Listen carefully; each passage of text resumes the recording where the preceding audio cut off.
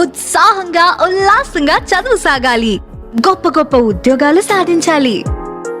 Vignan deemed to be university.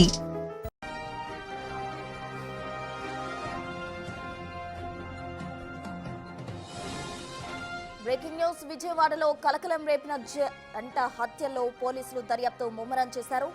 Governor పేటలోని Annapurna theatre సమీపంలో ఇద్దరు వ్యక్తులను దారుణంగా హతమార్చారు. మృతులు విజయనగరం జిల్లాకు చెందిన వారిగా పోలీసులు గుర్తించారు. కిషోర్ అనే ఓ రౌడీ షీటర్ ఆ ఇద్దరు యువకులను కత్తితో పొడిచి హతమార్చినట్టు పోలీసుల విచారణలో తేలింది.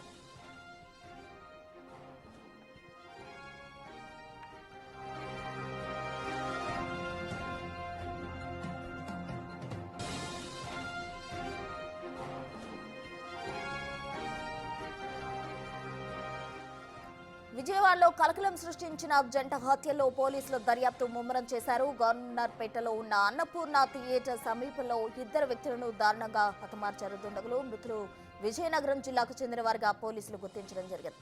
కిషోర్ అనే ఓ రౌడీ షీటర్ ఆ ఇద్దరు యువకులను కత్తితో పొడిచి హతమార్చినట్టు పోలీసుల విచారణలో తేలింది.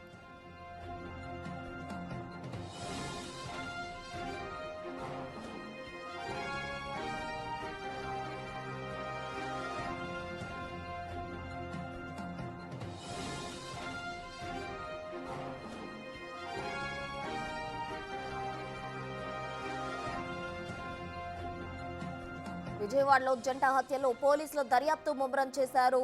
ఈ హత్యలకు సంబంధించి అన్నపూర్ణ థియేటర్ సమీపంలో ఈ జరిగిన హత్యలకు సంబంధించి కూడా పోలీసులు దర్యాప్తు ముమ్మరం చేసినట్టు తెలుస్తుంది. అయితే విజయనగరం జిల్లాకు చెందిన వారిగా వీళ్ళని గుర్తించడం జరిగింది. కిషోర్ అనే వ్యక్తి వాళ్ళని కత్తితో పొడిచి హతమార్చినట్టు కూడా పోలీసులు గుర్తించారు. దీనికి సంబంధించి తాజా అప్డేట్స్ అందించేందుకు మా ప్రతినిధి సాహిత్య లైవ్ లో సిద్ధంగా ఉన్నారు. జాయిన్ అయ్యేందుకు సాహిత్య, చెప్పండి. అయితే కిషోర్ అనే రౌడీ షీటర్ ఈ ఇద్దరు యువకుల్ని కూడా కత్తితో పొడిచి హతమార్చినట్టు పోలీసులు చెప్తున్నారు. అసలు వాళ్ళని ఎందుకు హతమార్చడం జరిగింది, దానికి సంబంధించిన అప్డేట్స్ ఏంటి?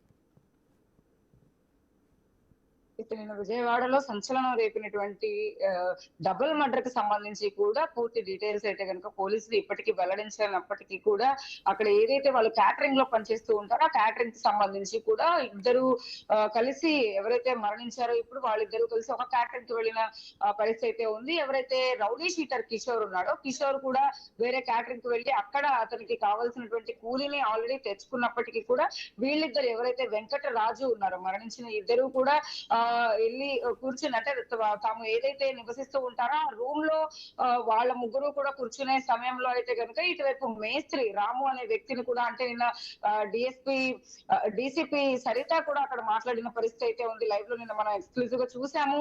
ఆ పర్సన్ కూడా నాలుగో వ్యక్తి కూడా అక్కడ ఉన్నారు.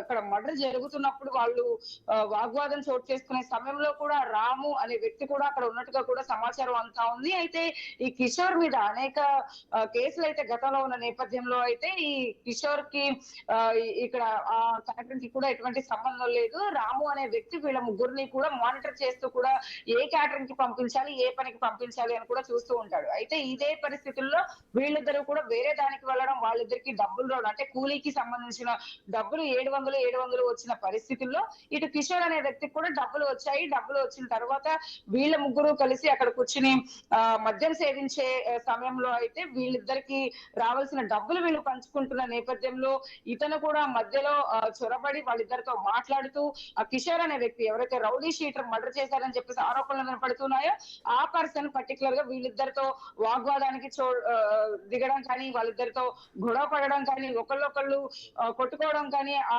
సంఘటన చోటు చేసుకునే టైంలో అక్కడ ఎవరైతే మేస్త్రి రాము ఉన్నాడో రాము అక్కడ భయం వేసి అంటే బొడ్డు లోపల నుంచి ఒకేసారి కత్తి తీయడంతో కిషోర్ అతను భయాందోళనకు గురయ్యి ఆ ఫ్లోర్ లో మనం ఏదైతే బిల్డింగ్ చూసామో ఆ బిల్డింగ్ పైకి వెళ్ళిపోయి వేరే వాళ్ళకి చెప్పే ప్రయత్నం అయితే చేశాడు. ఈ నేపథ్యంలో అతను కిందకు వచ్చే సమయంలోనే వెంకట రాజు కూడా అక్కడ చనిపోయి రక్తపు మడుగులో పడిన పరిస్థితి అయితే కనపడతా ఉంది. అయితే ఒకతన్ని గుండెల్లో పొడవడం కానీ, ఇంకొక అతన్ని కూడా కడుపులో పొడవడం కానీ చేసినట్టుగా కూడా కిషోర్ మనకి ప్రాథమిక సమాచారం అయితే అంతా ఉంది. అక్కడ నుంచి వాళ్ళిద్దరిని మర్డర్ చేసిన అనంతరం పారిపోయే ప్రయత్నం కిషోర్ చేశాడు. ఇప్పటికే పోలీసులు 8 బృందాలుగా అయితే కిషోర్ ని పట్టుకునే ప్రయత్నం అయితే చేస్తూ ఉన్నారు. అక్కడ నుంచి కూడా అంటే తనకి ఎక్కడా కూడా ఫ్యామిలీ మెంబర్స్ ఎవరు లేనట్టుగా కూడా సమాచారం అంతా ఉంది. 15 ఏళ్ల క్రితమే కిషోర్ రౌడీ షీటర్ కుటుంబాన్ని కూడా వదిలేసి ఇక్కడికి విజయవాడకు వచ్చి చిన్న చిన్న పనులు చేసుకుంటూ ఉండేవాడు. రోడ్డు మీద వెళ్లే వాళ్ళని కూడా కత్తితో బెదిరిస్తూ డబ్బులు అడుగుతూ ఉండేవాడు అని చెప్పి కూడా సమాచారం అంతా ఉంది. ఈ నేపథ్యంలో అనేక కేసులు అయితే కనుక పోలీసులు అతని పైన ఫిర్యాదు చేసిన పరిస్థితి అయితే ఉంది.